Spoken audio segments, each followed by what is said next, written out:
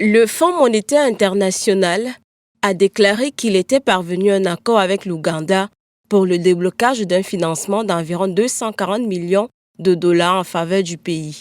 Ce financement est destiné à soutenir les réformes mises en œuvre dans le pays. Ces mesures concernent la politique budgétaire et monétaire, la croissance et l'endettement, la résilience du secteur financier et la lutte contre la corruption.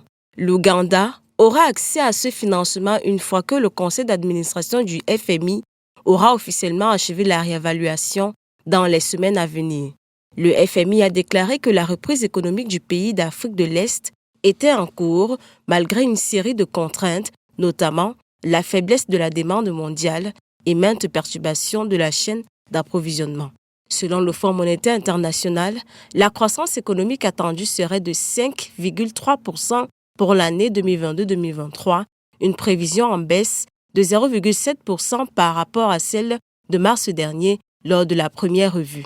Cette situation a été favorisée par la faiblesse de la demande mondiale et l'impact de la hausse de l'inflation et des taux d'intérêt sur la demande intérieure.